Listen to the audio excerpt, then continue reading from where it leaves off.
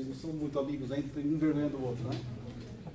Então, pessoal, a engenharia, basicamente, ela tem uma função estratégica na nossa sociedade, que é resolver dores. Então, dia a dia, nós temos dores que cada um de vocês vai resolver. Pode ser dentro de uma empresa, dores internas de uma empresa, ou dores da sociedade. Isso nós vamos debater aqui com o passar do tempo. Mas dor não é probleminha. Engenharia resolve grandes problemas. Dor é quem tira o sono. A engenharia resolve problemas muito grandes da nossa sociedade. E a gente começou isso aí, começou a fazer engenharia enquanto ser humano lá na Idade da Pedra. Qual era a dor que vocês vão participar, né? Aqui vocês estão tudo tímidos por enquanto. Qual era a dor que tinha na Idade da Pedra? Alguém arrisca? Quando a gente ainda estava lá, sem civilização, vivendo no mato, correndo, nós precisávamos comer, certo? Só que a gente também era caça. Então a gente caçava e era caça. Então a primeira função nossa foi desenvolver ferramentas. Nós tivemos que começar a desenvolver ferramentas para poder sobreviver, alimentar e não ser caçado. Então ali começou os primeiros princípios da engenharia. Com o passar do tempo, a humanidade começou a perceber, nós ainda éramos primatas, começamos a perceber que poderíamos sempre ser caçados. Então qual era a segunda dor? Ser caçado. E a gente começou a ter que desenvolver a agricultura. Começamos a pensar de uma forma para nos organizarmos. Tudo de forma manual. Depois veio a Revolução Industrial. Aqui é só uma introdução para fazer um sentido tudo que nós vamos falar. Com a Revolução Industrial, nós começamos a criar mecanismos, procedimentos, e com isso a gente veio até onde nós estamos aqui na Universidade Federal, desenvolvendo alta tecnologia. Perfeito? Só que o Brasil, como que era a engenharia no Brasil no início do século passado? Alguém se arrisca? Nós éramos um país completamente agrário. Não tínhamos nada. Não tinha nenhuma indústria em série aqui. Então nós precisamos começar a desenvolver a indústria brasileira. Então nós começamos fazem 100 e poucos anos a ter indústria no Brasil. E a gente começou a discutir Opa, voltar. É isso aí. Em 1900, um país agrário, e aí nós começamos, olha como que era, tudo ferramentas manuais. Né? Muito próximo ainda do que era na Idade da Pedra. Lógico, com alguma sofisticação de ferramentas, mas nós precisamos começar a desenvolver a indústria. E aí Getúlio Vargas, foi um grande presidente que nós tivemos, começou a desenvolver as estatais. O que são estatais? São empresas do Estado, boa noite, que o Estado investiu recurso para começar a industrializar. Então o Brasil começou a se capilarizar a indústria no Brasil por diversas áreas através das estatais. Isso nós estamos falando em 1948, quando nós tivemos uma campanha política, né, envolvendo a Câmara dos Deputados, o Senado, as organizações políticas na época, onde o petróleo é nosso. Começamos a desenvolver o petróleo. Né, e foi fundada a Petrobras nesse processo. Com o passar desse processo, nós começamos a ter, em 1953, começa a chegar as multinacionais no Brasil. Então, as estatais abriram o caminho e depois começou a chegar as empresas privadas. O Brasil ainda não tinha empresas privadas, boa noite. E aí nós começamos a receber as estatais. Então nós tivemos a Ford, todo mundo, não sei se todo mundo é aqui do Grande ABC, mas nós estamos aqui no Grande ABC e todas essas empresas estão aqui no Grande ABC instaladas hoje. Por que eu trouxe esse histórico até aqui? Para que a gente possa pensar um pouco a indústria. Nós tivemos um caminho no início do século passado até quase 20, 30, 40% do século passado de uma reindustrialização. Quando a gente chega na década de 80, a gente começa a viver uma desindustrialização. O Brasil começa a cair no sentido. É aqui que eu quero trabalhar com vocês esse pensamento para vocês entenderem como está a engenharia hoje. Na década de 60, a Gurgel foi fundada em Rio Claro. É a primeira indústria brasileira de automóveis. Naquela época, no hemisfério sul do planeta, não tinha montadora. Nenhuma, montadora nem indústria. Né? O Brasil já tinha várias montadoras, mas nós não tínhamos nenhuma indústria nacional. E a Gurgel, não sei se vocês chegaram a conhecer, os professores tenho certeza que talvez já até andaram no Gurgel. Esse é um carrinho que tinha na década de 80 e era um carro de muita tecnologia brasileira.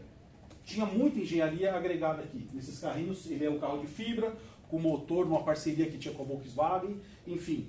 Começou-se a desenvolver a indústria brasileira, a engenharia brasileira, até chegar em vocês. Vamos chegar lá. Em 1981, nós tivemos o primeiro carro elétrico brasileiro. Hoje, qual é a maior discussão que nós estamos tendo? Não sei se tem aqui o pessoal da engenharia mecânica ou da... Engenheiro mecânico. Não tem? Tem engenheiro mecânico aqui.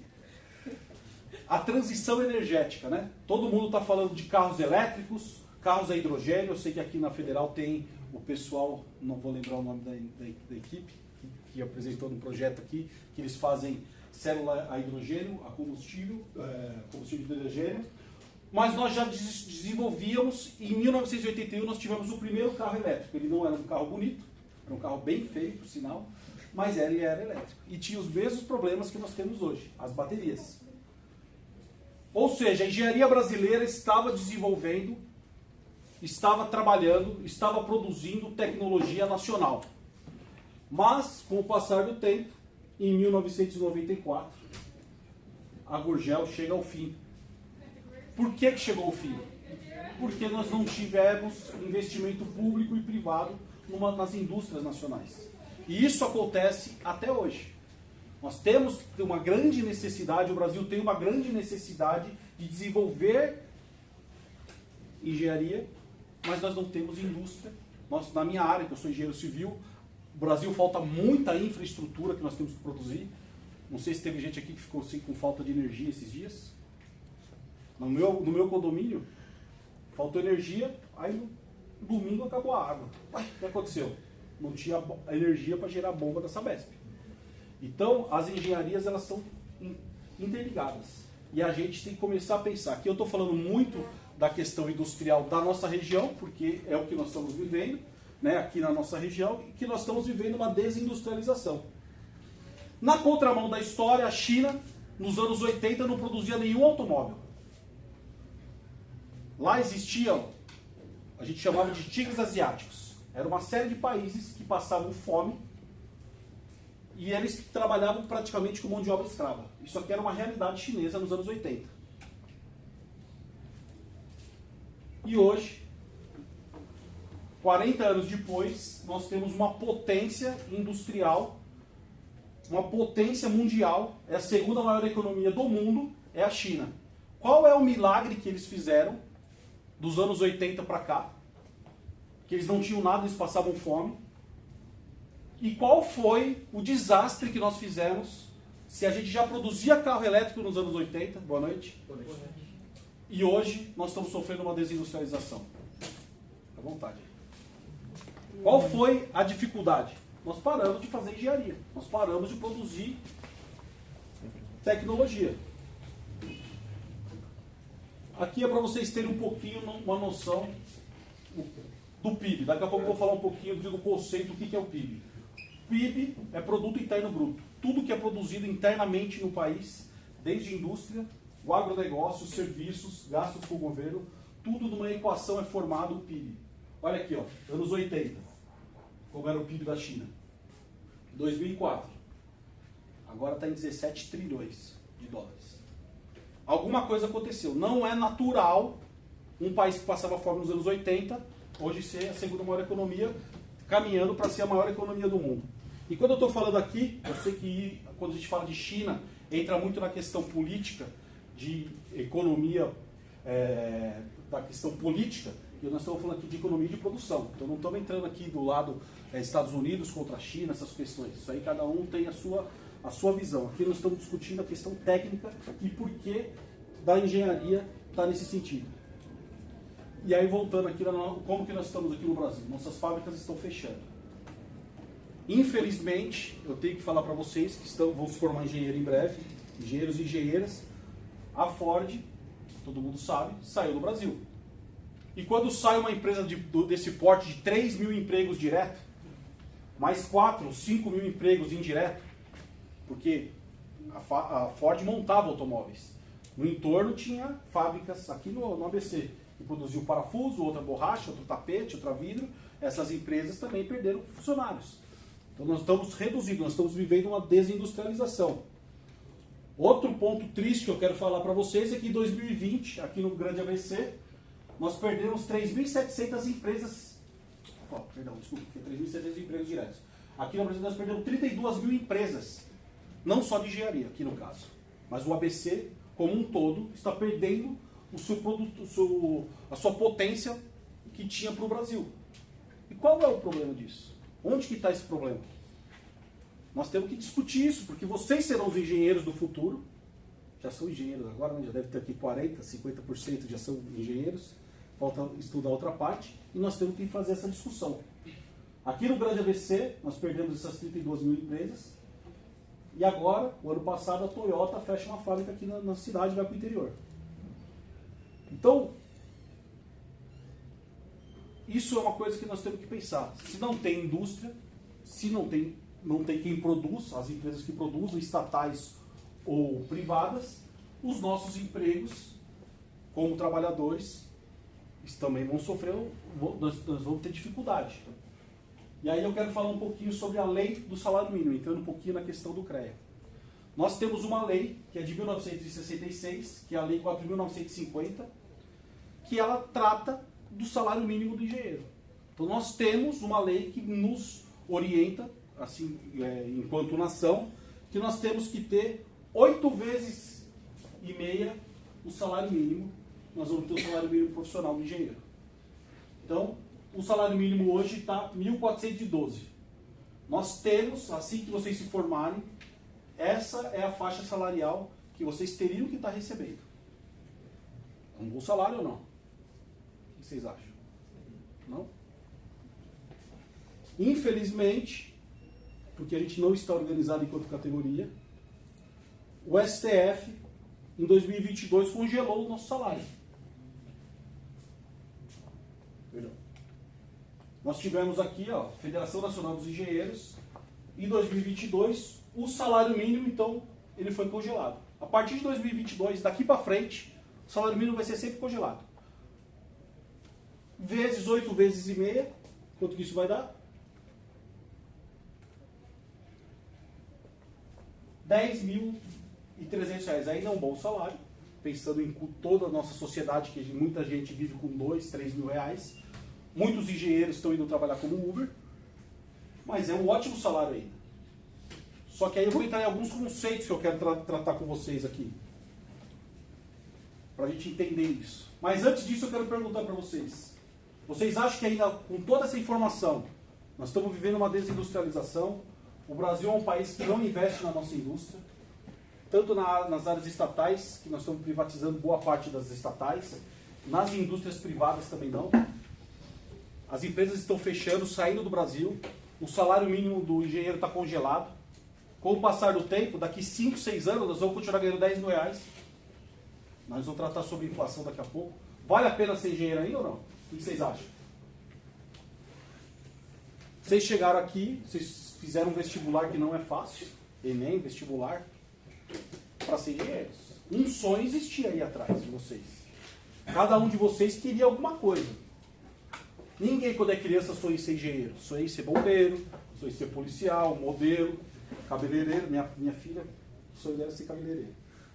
E com o passar do tempo, a gente vai entendendo as funções e a gente, eu no caso, vou falar de mim, que eu posso falar de mim, eu olhei na engenharia a possibilidade de construir as coisas. Sou engenheiro civil.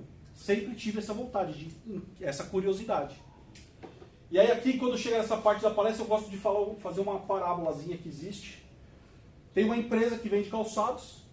Tinham 2 vendedores, o Joãozinho e a Maria. E essa empresa manda essas 2 pessoas para um país para ampliar a venda dos calçados dessa empresa. O Joãozinho liga no dia seguinte de volta, fala: chefe, não dá para vender nada aqui. As pessoas andam todas descalças. Eles nem sabem o que é tênis aqui. Não tem como vender o tênis. Aí o cara, tá bom, desliga.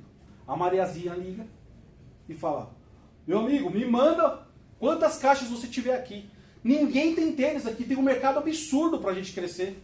Nós temos muita coisa para fazer e nós precisamos desenvolver a economia do país. Nós precisamos desenvolver a economia, não, essa fala é da engenharia. Nós precisamos vender os calçados. Nós temos possibilidade de vender, ninguém usa tênis. Então é como a gente olhar o problema. Nós podemos até aqui, eu fiz uma apresentação até agora para vocês, mostrando todos os problemas e olhando com um olhar pessimista do Joãozinho, não vale a pena ser engenharia, vamos trocar de curso. Vamos fazer qualquer outra coisa, porque eu não vou ter emprego para trabalhar. Não tem empresa no Brasil praticamente. E os salários estão congelados, daqui 20 anos 10 mil não é nada. Ou nós podemos pensar que nós temos um país para construir. E nós precisamos de engenheiros. Nosso Brasil forma mais advogado do que engenheiro. Isso está errado. As grandes potências mundiais, você pode pegar qualquer número dos países de primeiro mundo, formam muito mais engenheiros do que advogados. Aqui nós estamos acostumados a resolver problemas e judicializá-los. País de primeiro mundo quer produzir riqueza, produzir tecnologia. E é aqui que eu quero entrar. É a partir de agora que começa o verdadeiro processo da nossa palestra. No Brasil, nós temos o Conselho Regional de Engenharia do Estado de São Paulo. São 370 mil profissionais, 995 mil empresas de engenharia. Nós somos o maior conselho do Brasil e o maior conselho da América Latina de profissionais. Então, potencial humano e tecnológico nós temos. Nós sabemos desenvolver. Nós exportamos mão de obra. Vários amigos meus que se formaram comigo estão trabalhando na Europa. Alguns foram para a China, outros para a Índia, outros nos Estados Unidos e também muitos na Europa. Por que eles estão pegando as nossas mãos de obra? O pessoal está saindo do Brasil para ir trabalhar porque não tem emprego aqui. E nós temos que pensar de forma coletiva. Se vocês ainda não viram, não perceberam isso, eu vou contar para vocês. É uma coisa triste. Nós, engenheiros, somos individualistas. Nós pensamos somente no nosso umbigo. E nós temos que começar a pensar de forma coletiva. O Conselho Regional de Engenharia, ele tem 370 mil profissionais. Não é possível que a gente não consiga duplicar minimamente esse número de empresas daqui a 10 anos. Existe muito problema para a gente resolver. Internamente, nas empresas existem problemas. As startups estão aí resolvendo. A minha esposa é engenheira civil também. Ela trabalha numa empresa que era uma startup que foi montada há 4 anos atrás. Era uma empresa de planejamento. A startup chama Previsio. Eles faziam planejamento de obras. Antes, eu sou engenheiro civil. Planejamento é Excel, planilha, nunca funcionava. Era uma merda. Mas a gente fingia que fazia o planejamento da obra. Com essa startup resolveu-se um problema que eu, que estava lá fazendo a gestão da obra, não conseguia resolver. E essa empresa foi vendida agora, recentemente, não sei por quantos milhões, mas foi por muitos milhões. E está disputando o mercado. Acabaram de fechar no ano passado, ou retrasado, uma obra nos Estados Unidos. Ou seja, nós escalamos para o mundo. Estamos resolvendo um problema não somente no Brasil. E se já conseguiu entrar no mercado norte-americano, daqui a pouco está no mundo inteiro. Aqui nessa sala, por que não pode ter alguma pessoa que desenvolva uma empresa? Nós não temos que mais ficar perdendo tempo esperando arrumar um emprego. Nós temos que resolver isso. E nós temos que pensar isso enquanto categoria. Enquanto engenheiros e engenheiras. Nós podemos resolver problemas. Agora vocês já podem resolver problemas. Então esse é o CREA. Falando um pouco da nossa burocracia, o CREA tem por responsabilidade legal defender a nossa sociedade contra os maus engenheiros, contra as pessoas leigas que desenvolvem a engenharia. Então, por isso, nós temos uma equipe de fiscalização. Esse gordinho aqui sou eu. Nós temos uma equipe de fiscalização, essa aqui fica aqui sob a minha gestão, nessas 3 cidades que eu falei, para a gente fazer a fiscalização. Mas somos poucos. Pensa na minha área, engenharia civil. Quantas pessoas fazem obra à revelia em prédios ou casas mesmo, constrói sem ser engenheiros, sem ser arquitetos, sem ser técnicos da área. Isso é a nossa função para a gente poder fiscalizar e impedir que esses profissionais façam coisas erradas. Pensem comigo, vocês andariam num avião que a manutenção não tenha sido feita por um profissional registrado? Não daria, professor? E professor que é engenheiro mecânico? Sabe maiores dos riscos. Impossível a gente aceitar que uma empresa da aviação não tenha um responsável técnico, não tenha uma rede de profissionais que faça manutenção. Se a gente vira e mexe, se vocês pesquisarem amanhã, ou depois aqui que acabar o nosso bate-papo, acidente em obra, todos os dias tem acidente em obra. E sabe quem chega quando tem um acidente em obra? Sabe quem chega primeiro para resolver? Quem que dá entrevista no jornal? Jornal Nacional, na Globo? Os advogados. A OAB chega antes da gente. Algum problema tem. Novamente, nós não estamos olhando para a gente. Nós estamos assim, eu resolvi meu emprego, estou ganhando 10 mil reais, tá bom. Eu vou continuar ganhando meus 10 mil reais e não vou perder meu emprego para ninguém. Sendo que a gente pode pensar em produzir. E vocês estão aqui com esse intuito de produzir tecnologia, produzir riqueza para o nosso país. Novamente, falei do salário mínimo profissional mais um pouquinho, mas só para vocês entenderem qual é uma função do CREA. Esse aqui é um edital de concurso público que os engenheiros agrônomos, engenheiros civis, engenheiros agrônomos estavam ganhando abaixo do piso. Nós entramos com uma ação judicial e impedimos de que isso aconteça. Isso acontece constantemente. Por exemplo, eu falei das montadoras aqui, da Ford, da Scania, da Mercedes e da Volks. Tem muitos engenheiros lá que ganham 2, 3 mil reais contratados como analista. E nós temos que entrar com processos. Mas será que eles também não têm que se movimentar? Eles também não têm que tentar buscar as questões legais para poder sair dessa realidade? Mas aí são só provocações que eu queria deixar para vocês. E aí eu quero trazer alguns conceitos que a gente entende e acho importante dividir com vocês, porque vocês, como eu já falei, vocês não são o futuro da engenharia, vocês já são o presente. O Facebook, ele foi fundado dentro de uma universidade, vocês sabem disso, né? Várias das startups, vários dos problemas acontecem dentro das universidades. É aqui que se produz ciência, é aqui que se produz tecnologia. Não vamos esperar ir para uma empresa, achar que a empresa vai desenvolver tecnologia. Principalmente as universidades públicas. Vocês estão aqui no berço da tecnologia. Então vocês já estão fazendo engenharia e vocês já têm que pensar como engenheiros e engenheiras para resolver os problemas do nosso mercado de trabalho. E para isso a gente tem que ter alguns conceitos. O que é inflação? Alguém sabe me explicar basicamente o que é inflação? Quer falar? Se não quiser falar, também não tem problema. Te dou 100 reais. Como é que você chama? Lucas, te dou 100 reais hoje. O que você consegue comprar com 100 reais? Qualquer coisa.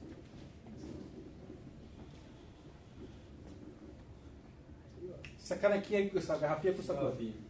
100 reais. Hipoteticamente ela custa 100 reais. Hoje nós estamos em outubro, nem sei que dia que é hoje. Outubro do ano que vem, essa canequinha vai custar 100 reais? Quanto que vai ser? 110, um exemplo. O que é essa diferença? É a inflação. Perdemos o poder de compra. Com 100 reais hoje você consegue comprar uma canequinha. O ano que vem com 100 reais você vai morrer de sede. Você não vai comprar canequinha se você não colocar 10 reais a mais. Todos os anos, quando a gente ouve a notícia, a inflação está 4%, a inflação está 7%, a inflação está isso, está aquilo, isso está afetando a economia. Então olha aqui, ó. Olha os picos que nós tivemos de inflação já no Brasil. Em 1990. Lembra quando eu falei que fechou a Gurgel?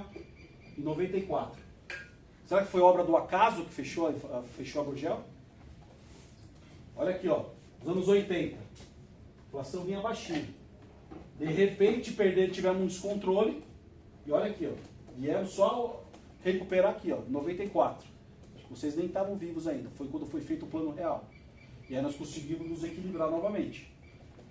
Nessa parte aqui, perdemos muito dinheiro.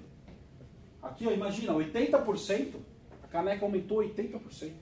Você teria que ter quase 200 reais para comprar uma garrafinha dessa. Pensa a pessoa que ganha o salário mínimo, 1.400 reais. Faz a feira com 1.400 reais, faz a compra do mês com 1.400 reais. No mês seguinte, não faz mais. Era assim a inflação. Do dia para a noite mudava os valores. Então isso é uma preocupação que nós temos que ter. Quando a gente fica vendo esses coach picareta na internet, falando que todo mundo vai ficar rico, Cuidado. Cuidado. Não existe milagre. Outro ponto que eu queria discutir com vocês é o seguinte: se tem uma doença, tem um remédio. E um dos remédios que a gente utiliza é a taxa de juros. Olha aqui, ó. Vermelhinho é a taxa de juros. A inflação está em verdinho. Quando a taxa de juros sobe, os juros descem. É sempre inversamente proporcional. Lógico que isso é uma economia, não é uma ciência exata. Isso aqui eu estou só colocando só coisinhas da cabeça de vocês que a gente, enquanto entidade do CREA, como o corpo de engenharia, a gente acha que é importante vocês começarem a pensar de forma diferente. Só que tem um problema. Quando sobe a taxa de juros, controlando a inflação, se alguém aqui já comprou algum imóvel? Carro, vai. Imóvel talvez não, mas um carro. Não vem lá a taxa de juros? Se sobe a taxa de juros, a Selic, que é a taxa de juros estipulada pelo governo, todos os bancos sobem a taxa de juros. E o que acontece? Se você sobe a taxa de juros, você também não consegue comprar um carro, porque o carro fica mais caro. E aí para de ter o quê? Produção. Que é o terceiro ponto que eu quero falar com vocês. PIB. No começo eu falei lá do PIB da China. Vocês lembram do gráfico? Que vinha aqui e subia. Produto Interno Bruto. É aqui que mede a nossa poder da engenharia. Nós temos que produzir riqueza para o país. Essa é a nossa função. Resolver problema e criar riqueza para o Brasil. Esse aqui, vou aumentar aqui para vocês enxergarem. Novamente, aqui ó. Nos anos 90. Lembra quando deu a grande inflação aqui? Mostrei para vocês. Nós estamos perdendo produção. Se não tem produção, não tem emprego. Se não tem emprego, não tem salário. E se não tem salário e não tem emprego, vocês vão ter que estudar. Vocês têm que ir para casa ou fazer outro curso. Ou pensar como uma Mariazinha e resolver problemas. E aí nós temos que começar aqui, ó, 2020. O Brasil não está crescendo. Agora começou a crescer de novo. Estamos crescendo 2, 3% por ano. Mas é muito aquém do que nós precisamos crescer.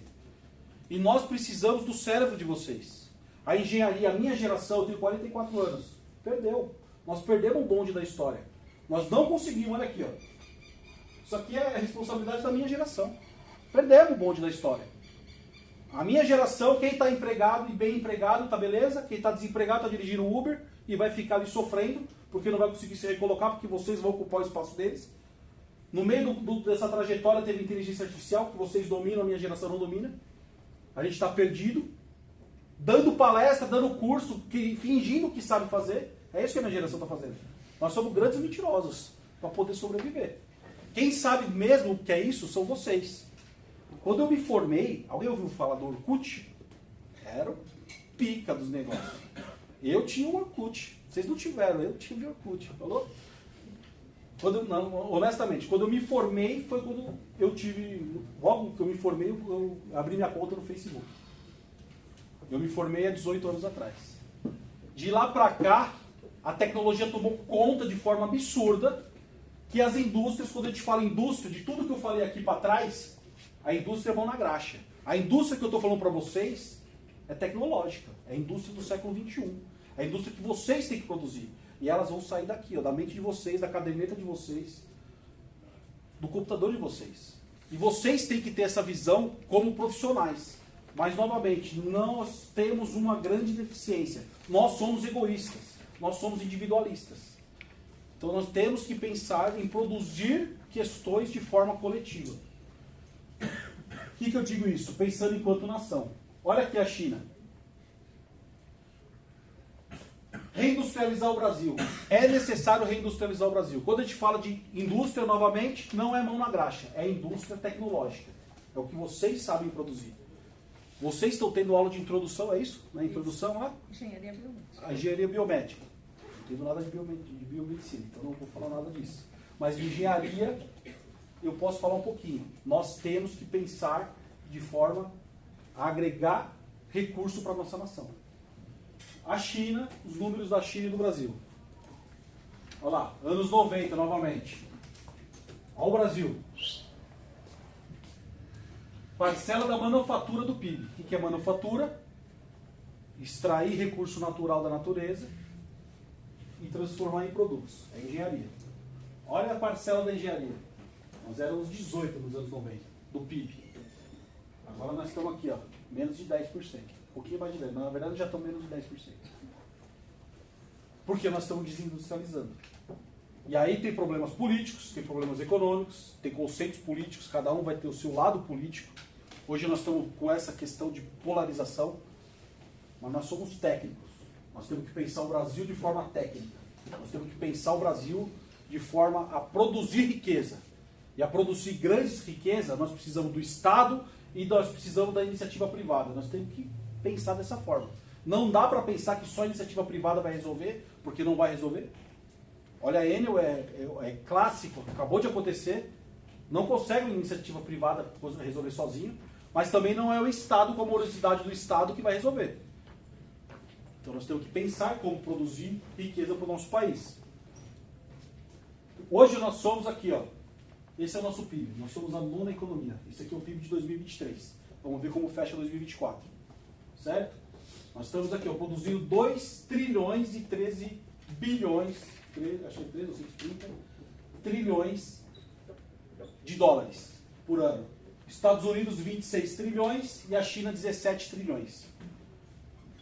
Não é possível que a gente... O que a gente perde para eles? Nós temos aqui a natureza perfeita. O solo do Brasil é perfeito. Nós temos vários minérios de ferro. Sabe o que acontece? Eu gosto de usar esse exemplo. Bolo da avó. Todo mundo já comeu um bolo de banana da avó, certo? Como que é feito o bolo de banana da avó? Farinha, ovo e banana. E água. Nós temos aqui no Brasil. São os insumos. A avó é engenheira. Só que ela precisa do forno, que é uma indústria, e precisa do quê? Dos procedimentos tecnológicos que nós temos, que somos engenheiros, que é o livro de receita. Só que o que acontece no Brasil hoje? A gente pega esses insumos, o ovo, a farinha, a banana, a gente exporta e importa o bolo pronto. E aí, quando tem que a gente não vai entrar nessa questão aqui hoje, mas quando tem uma alta no dólar, tudo dobra de valor. Porque a gente fica numa dependência de importação. Ou seja, nós não estamos produzindo ciência, tecnologia, desenvolvendo indústria no Brasil. Nós estamos pegando e exportando todo o material, toda a matéria-prima para fora e estamos comprando tudo pronto de fora. Novamente, por isso que nós estamos vivendo uma desindustrialização, por isso que a Shopee está bombando, por isso que todos os celulares que vocês têm ou é chinês ou é norte-americano, porque nós não produzimos celular no Brasil, nós não produzimos televisão no Brasil, nós não produzimos um monte de coisa, nós não produzimos trigo, então quando você come pão, você come coisa que vem importada. Ou seja, nós temos muita coisa para produzir. O agronegócio do Brasil, ele produz 30% do alimento do mundo. Sabe quantos maquinários que tem no agronegócio é brasileiro? Eu não vou falar zero, porque aí seria um número muito expressivo, mas eu acredito que 90% do maquinário que tem no Brasil produzindo o agronegócio não seja produzido no Brasil. E aí? Quais são os problemas que nós vamos resolver? Olha, podemos fazer máquina, podemos fazer tudo que nós podemos produzir. Depende do nosso cérebro. Nós temos muita coisa para crescer aqui. Agora caminhando para o final aqui da palestra, nós fizemos até, o que nós construímos dentro desse projeto? Nós precisamos nos comunicar. Outro processo muito péssimo da engenharia é a comunicação. A gente desenvolve qualquer coisa, mas nós não sabemos vender, a gente terceiriza. Alguém vende para mim. Eu sei produzir, eu sou ninja do software, mas eu não consigo vender. Se bem que eu vi um pessoal aqui embaixo vendendo trufas e tal. Não sei se é tudo engenharia, né? Nós desenvolvemos um podcast, que é o Engenharia para Todos, que a gente vai trazendo, não sei se vocês reconhecem o pessoal aqui, é o pessoal da Arpia, que por coincidência, mas essa apresentação eu não mudei, eu levo isso aqui para todas as universidades que eu vou, que nós estamos discutindo os projetos de extensão, dando luzes para os projetos, para novas tecnologias, novos processos que vocês estão desenvolvendo. Eu não sei se alguém aqui faz algum projeto de extensão, alguém faz algum projeto de extensão? Tem alguma dessas equipes? Ninguém? Faz? Qual que você faz? Da Rocket. Da Rocket. A Rocket participou de um evento, fazem foguetes, né? Fica apontando para o foguete, eu conheço tudo da Rocket. Nós levamos lá, a Rocket foi lá, a Arpia foi lá, pessoal, nesse projeto nós levamos o pessoal da FEI, da Mauá, do Mackenzie, da Federal do ABC e da USP. Porque são os polos que mais desenvolvem tecnologia da engenharia, as mais tradicionais da engenharia. Isso não quer dizer que outros não possam participar. E aqui a gente busca discutir com vocês, dar luzes, porque o grande problema que aconteceu aqui no passado com a Gurgel e com todas as nossas empresas é o que é? Falta de investimento.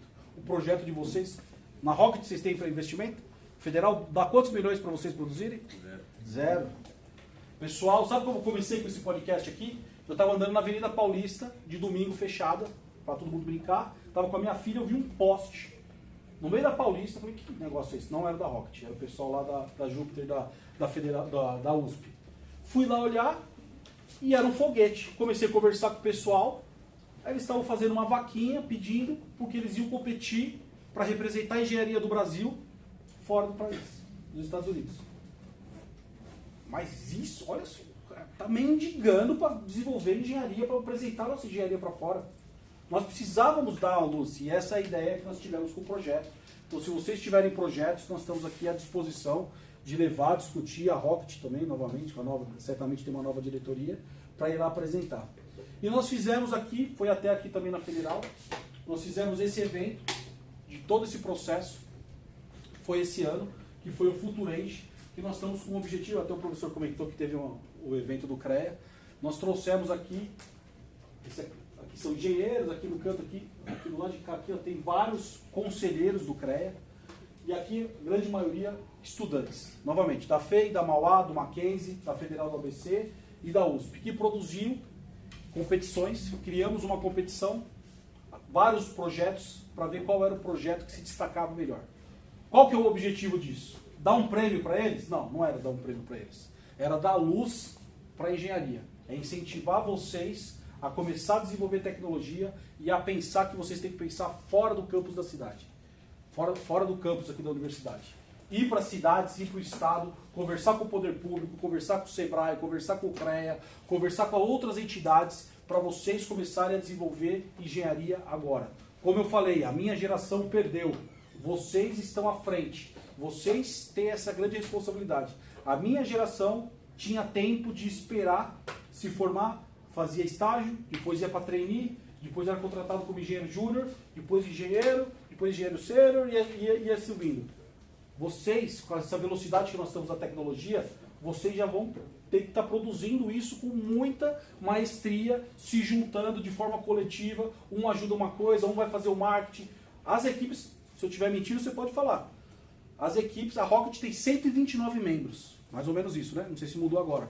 120 e poucos membros. Todo mundo para fazer um projeto. E é assim que vocês vão desenvolver ciência e tecnologia. Aqui eu vou colocar um videozinho só para vocês verem como foi o processo. Vou falando um pouquinho sobre o evento. Então foi aqui na Federal, vocês já conhecem bem aqui. A ideia é que a gente faça com que esse prêmio vire um Oscar da engenharia. Esse é o objetivo. Já que nós temos o CREA, que é o maior CREA do Brasil e da América Latina, nós temos potencial de levar isso para o Brasil como um todo. Esse é um projeto piloto. Talvez vocês conheçam alguém, o pessoal que participou aí. Trouxemos conselheiros, essa é a Lígia, é a atual presidente do CREA, 90 anos e a primeira mulher que assume a presidência. Aqui foi um coffee break, os conselheiros do CREA. Todas as cidades têm uma associação dos engenheiros. Aqui no ABC tem a Associação de São Bernardo, Santo André tem outra, São Caetano, Diadema, no estado inteiro. Nós temos 180 instituições de associações. Nós temos a Mútua, que é como se fosse uma caixa de fomento, como se fosse um banco dos engenheiros para desenvolver projeto, recursos. Nós estamos conversando com eles para abrir oportunidade para os projetos de vocês darem a sensação e darem o incentivo que vocês possam ter recursos financeiros. Então, nesse dia nós conseguimos aqui, foram 15 equipes. A Arpia ficou em segundo, não foi isso, mestre? Segundo. A Arpia ficou em segundo aqui, a Federal do ABC. Quem ganhou em primeiro lugar foi a Polináutica da USP. Eles fizeram um barco, né, da náutica, andou no Rio Pinheiros e tal. E as apresentações do projeto eram 5 minutos, onde as pessoas tinham para apresentar o seu projeto. Nesse próximo ano nós vamos fazer novamente. Nós estamos agora trabalhando, esses prêmios foram prêmios ao pessoal do Mackenzie, pessoal da Arpia, foram prêmios que nós conseguimos com patrocinadores ligados à tecnologia, então computador gamer, kit de podcast, entre outras coisas que nós conseguimos. Conseguimos 7 premiações, o pessoal da Polynaut ganhou em primeiro lugar, o Ronald é o presidente da Associação dos Engenheiros de São Bernardo, Engenheiros de São Bernardo, o Renato, ele é o presidente da Mútua. Nós trouxemos quase todo mundo do CREA, todos os conselheiros, para a gente estar discutindo com os universitários, com vocês, para poder estar tentando dar esse incentivo. E nesse próximo ano, fechando aqui, último slide, nesse próximo ano nós vamos fazer uma nova edição. Agora nós vamos tentando criar equipes regionais, então a Federal disputa com os projetos da Federal, o pessoal da FEI com os projetos da FEI, e nós vamos ter uma final que vai ser um prêmio, nós vamos tentar buscar dar prêmio em recurso financeiro. Tudo que eu estou querendo dizer aqui para vocês é que vocês possam produzir tecnologia para que vocês consigam desenvolver o estudo de vocês, porque isso é uma parte complementar. Agora, tirando tudo que eu falei aqui, de uma forma, sempre querendo brincar e querendo descontrair, não quero deixar essa responsabilidade que vocês já têm que produzir alguma coisa, mas é que eu queria deixar aqui para vocês é que vocês podem produzir. Saibam disso, acreditem. Existem instituições que querem ajudar. A universidade é uma instituição que dá a oportunidade de vocês fazerem pesquisa, de vocês pesquisarem, terem professores para acompanhar vocês, mas existe o CREA, que é uma instituição a maior da América Latina. Pensem nisso, na América Latina não tem nenhuma entidade maior que o CREA. No Brasil ela é a maior, só o CREA de São Paulo. Existe muito recurso lá dentro para desenvolver a indústria e a engenharia, e a gente quer que vocês estejam dentro do CREA conosco, participando, discutindo, sejam os próximos conselheiros. Eu, dentro do CREA, eu sou jovem, sou adolescente, tenho 44 anos. Todo mundo lá é vovozinho. Nada contra os vovozinhos e as vovozinhas, mas é muito mais vovozinho, são poucas vovozinhas. A engenharia está deixando de ser machista, deixando de ser preconceituosa. Nossa classe tem essa tradição e a gente está tentando mudar. A minha geração que está dentro do CREA, nós estamos buscando trazer a juventude para dentro do CREA, porque a gente acredita muito que a força do Brasil está na mão de vocês. Tá bom, pessoal? Para fechar, esse aqui é o QR Code do Engenharia para Todos. E a gente... Tá aí o fone, Messi. A gente vai fazer aqui, o objetivo não é ficar ganhando seguidores, mas é que se vocês possam participar, seguir a gente, para vocês terem informações. Então a gente vai fazer aqui uma brincadeira. Todo mundo que seguiu o nosso canal hoje, vai estar lá os novos seguidores. Depois nós vamos fazer uma disputa. Vou deixar com a professora aqui, uma disputa não, sorteio. As pessoas que seguirem vão estar concorrendo. Quando acabar aqui a gente faz esse sorteio. E aí depois eu aviso a professora quem ganhou. Tá, joia. Tá bom? Eu já entrego. Então, fechando a palestra, o que vocês quiserem perguntar, estou à disposição. Não sei qual é o tempo também, professora, porque eu falei bastante. Não, tá dentro. Vocês não falaram nada. Vou falar uma coisa, que os meus professores falavam. Quando não tem pergunta, ou é porque não entenderam nada, ou porque foi perfeita. Como na engenharia a gente não acredita que nada é perfeito, na engenharia, meus professores falam, nada se cria, tudo se copia. Toda cópia tem uma falha. Então eu tenho certeza que a nossa palestra aqui não foi perfeita. Então se vocês quiserem perguntar, agora eu quero tratar vocês como amigos, colegas, engenheiros e engenheiras. Se vocês tiverem de dúvida e quiserem participar, estou à disposição. Sem dúvidas. Fala aí. Eu já cheguei a trabalhar numa empresa, né, na parte de projeto. Um problema que, assim, eu acho que o problema que você comentou, que eu acho que é meio geral, é que engenheiro vira auxiliar, vira assistente, né? É um certo problema. Acaba que muitas vezes uma empresa tem um engenheiro lá no final da linha que assina o papel, né? E o resto são auxiliares assistentes que não tem o devido conhecimento. Você acha que isso é um problema que tem solução? Isso é um problema meio nichado em pequenas empresas? Como que você vê essa situação assim hoje no estado de São Paulo? Bacana. Esse é um grande problema que nós temos. E isso é o que leva a gente ter salários baixos. Por quê? Nós estamos aceitando esses salários. Então, como eu comentei com vocês, tem profissionais dentro da Mercedes que ganham 3, 4 mil reais. estão ganhando o pão do dia deles, estão criando a família deles, beleza. Mas eles não estudaram para isso. Tem profissionais que estão no Uber. Vocês já ouviram várias vezes piada que engenheiro, certamente, quando vocês falaram que ia fazer engenharia, alguém brincou que vocês iam virar Uber. Por que estudar para virar Uber? Certo? Nada contra o Uber. Meus 2 avós, 2 lados de pai e mãe, foram taxistas, então, para minha família, é uma profissão totalmente digna, que foi daí que eu vim. Mas nós não estudamos 5 anos para dirigir. Nós não passamos 5 anos para ficar recebendo ordem e ficar apertando parafuso, que é isso que acontece nas montadoras.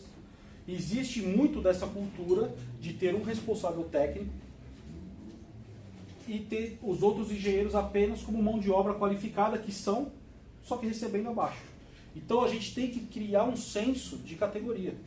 Por isso que eu falei aqui, eu não sou sindicalizado, não sou sindicalista, mas eu falei muito de categoria porque isso é uma verdade. O CREA é um conselho. Qual que é a lógica do conselho? Cada associação dessa que eu falei, são 188 espalhadas, elegem uma pessoa para ser conselheira, para dar os conselhos que eles vão trabalhar como se fossem deputados federais dentro do conselho do CREA. E julgar falta de ética, se a empresa recebe a multa certa ou não, certo? E as universidades também têm alguns conselheiros. A federal certamente tem um conselheiro lá dentro, e as outras universidades para dar o nível da engenharia. Só que nós estamos só ficando nessa parte burocrática. Nós não estamos dando um passo além. E aí nós precisamos pensar como engenheiros, e você, se estiver lá nessa posição, ou qualquer um de vocês, recebendo um salário abaixo, vocês têm que buscar e trabalhar para desenvolver dentro da empresa saídas que as pessoas consigam olhar para você e falar assim, eu não posso ficar pagando R$4.000 para um profissional como esse. Olha o que ele desenvolveu. Engenheiro de produção, olha o procedimento que ele criou para tal coisa. Olha o engenheiro mecânico, essa solução que ele deu para essa peça. Eu vou perder esse profissional. O que falta, né, o Messi aqui, chama ele de Messi, o nome dele é Lionel, é argentino, então o Lionel Messi. O Messi, ele sempre brinca comigo, ele fala, vocês brasileiros são que nem cachorro vira-lata, vocês não discutem com ninguém. Na Argentina a gente já estaria brigando. Se vocês pegarem o histórico da Argentina, os caras saem batendo panela por qualquer coisa lá. Eu deveria agora também, ela combinei, mas enfim. Mas nós precisamos ter essa questão desse empreendedorismo. A gente fala muito de empreender, esses coaches da internet, como eu brinquei, que dão a solução para resolver tudo. Eles falam só para vender curso. Mas essa questão que eles falam é verdade. Você tem que ter essa atitude de lutar pela sua questão, pelo seu espaço dentro da empresa. E como é que você vai ser reconhecido? Achando uma saída. Dei o exemplo da minha esposa. A dona da empresa dela, ela era uma engenheira de campo que tinha um problema como eu tinha de fazer planejamento. Ela e o estagiário dela criaram uma planilha de Excel mega inteligente, fizeram isso virar um aplicativo e venderam por milhões de reais. Ou seja, a empresa que ela estava perdeu uma funcionária, porque ela montou uma empresa. Então, dentro da empresa que você tiver, você tem que fazer a diferença, você tem que pensar como resolver os problemas internos da empresa e as coisas vão melhorar no país. Nós temos que trabalhar para isso, nós temos que pensar de forma orgânica que nós somos a massa que vai fazer essa mudança. Não é a política que vai fazer essa mudança. Eu sou, assim, em particular, tirando aqui, eu não estou falando mal da política, eu sou um agente político, faço as minhas movimentações políticas, mas eu tenho a certeza absoluta que quem vai mudar o Brasil é a engenharia. Tenho convicção nisso. Mais alguém quer perguntar? Fala aí. Professor, Professor, eu fiquei com moral, hein? Você acha que a Meu sonho é ser professor, um dia eu faço mestrado. Pode ser. Você acha que a vinda por exemplo, da Baiadi, que é uma empresa chinesa, trazendo fábrica para o Brasil, é uma boa ou você acha que teria condição de a gente estar produzindo os próprios carros elétricos e vendendo aqui ou até exportando? Eles vindo, tem que ter empresa. Hoje nós vamos pensar, um trabalhador que está com fome, você chega com um prato de comida para ele, o que ele vai fazer? Ele não vai querer saber de onde que veio. Acontece isso, vou dar outro exemplo, nós estamos no processo eleitoral. Quantas gente ouviu de notícia de compra de voto? A pessoa está morrendo, está passando fome, ela vai pegar e acabou. Nós aqui, enquanto engenharia, nós estamos passando fome. Então nós precisamos de empresas que venham para o Brasil. Então não dá para a gente falar, ser contra a BID que está vindo aqui desenvolver carro elétrico. Não dá, se a Tesla quiser montar uma empresa aqui, que venha montar. Qualquer empresa, se a Ford quiser voltar, que volte. Porque nós precisamos de emprego, nós precisamos produzir. Só que eu acredito e tenho essa convicção que nós podemos produzir tecnologia. A Gurgel é prova que em 1980 eu tinha 1 ano de idade, já existia, o Brasil já tinha um carro elétrico. Eu mostro isso aqui na palestra, não é para ficar contando a história romântica do passado, é para mostrar que nós temos capacidade. Tudo que é importado para o brasileiro é melhor. Só que estoura uma guerra na Rússia com a Ucrânia, o dólar sobe, quem é o que manda fertilizante para o Brasil, para o agronegócio, que nós não produzimos aqui, é a Rússia. Quando tem guerra, sabe o que acontece? A Rússia sobe o fertilizante. E sabe o que acontece com a comida que chega pra gente? Sobe o preço. O petróleo, alguns anos atrás, ele estava dolarizado. Não sei se vocês vão lembrar, a gasolina, acho que foi até o álcool, chegou a R$8. Hoje é R$4, R$5. Porque nós não estamos trabalhando no dólar. Quando a gente fica pensando que o que de fora é melhor do que nós estamos trabalhando, dando tiro no pé. Nós temos a possibilidade, vocês sabem que vocês podem produzir. Mais do que vocês têm a capacidade, vocês devem, se vocês forem trabalhar comigo, vocês forem falar, puta que gordinho bom. Não consegue mexer no computador. E é verdade. Eu apanhei para fazer essa apresentação aqui. Porque para mim, na minha época, era no slide. O slide não, era, como é que chamava? Transparência. Vocês não têm noção o que é viver sem celular. Retroprojetor. Não, aí também não. Retroprojetor. Não, aí também não. Aí também não. Eu fiz prova do bibiógrafo. Não foi apelar O bibiógrafo também era não. cheiro de álcool. Estava no meio termo aí. Ficava cheirando álcool, parecia um drogado. Tinha que secar. Tinha que secar, era roxo. Vocês não sabem o que é viver sem celular. Hoje eu também não sei o que é viver sem celular, mas eu já vivi. Quando chegou o e-mail, eu lembro o meu pai falando, vai acabar os Correios. Os Correios vão acabar. A engenharia desenvolveu. A engenharia que criou saída. Começou a ter entrega. Hoje a gente compra tudo na internet e chega na nossa casa. A televisão, quando chegou, vai acabar o rádio. Aí chegou a internet, vai acabar a televisão. Nada acaba. Nada acaba. Vai ter mercado para todo mundo. Mostrei um robozinho aqui, agora está tendo os humanoides, né? Os robôs humanos.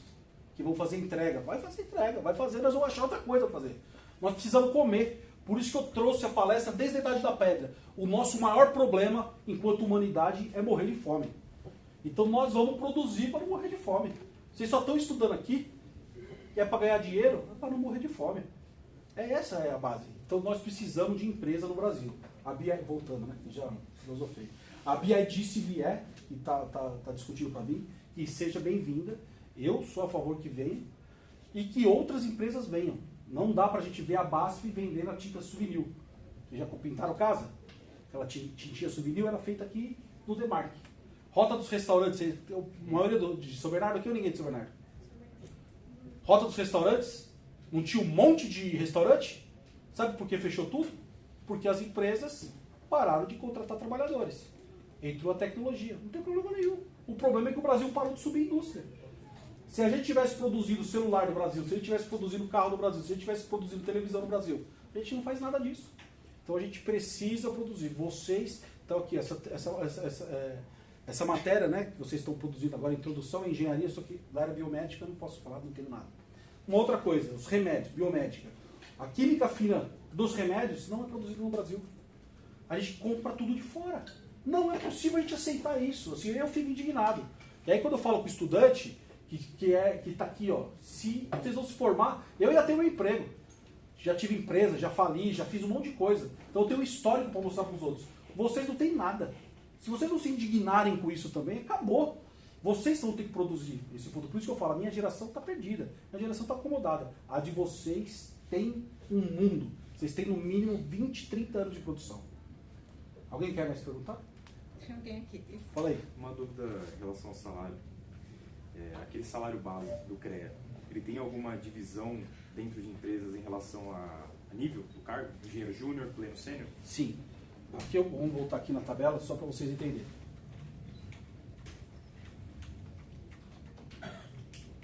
Também não, eu vou fazer conta, né? Aqui, ó. Essa é a lei. A lei está na outra. Se vocês pegarem a lei, 4.950 a de 66, para vocês terem uma noção, em 66. Por que em 66 criaram a lei essa lei do salário mínimo?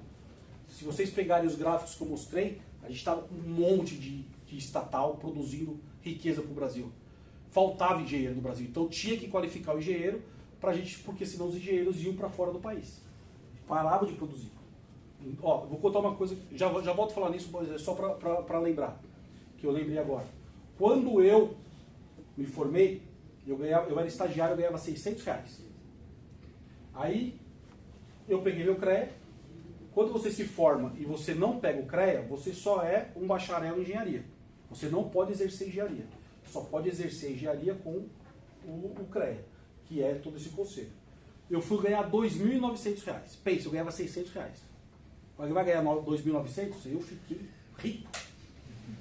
Sem brincadeira. Eu saí da minha casa, porque meu pai, eu morava com os meus pais, tudo da conta de casa paga. Eu só gastava meu dinheiro para tomar cerveja e sair de balada. Aí, 2.900, continuava R$600 fazendo isso, eu saí e fui comprar uma moto, uma Harley Davidson. A primeira coisa que eu fiz foi comprar um idiota, né? Mas, vendi depois de um ano. Porque na minha cabeça eu fiquei rico. Só que ali naquela época que eu me formei, a gente estava vivendo o boom da engenharia civil.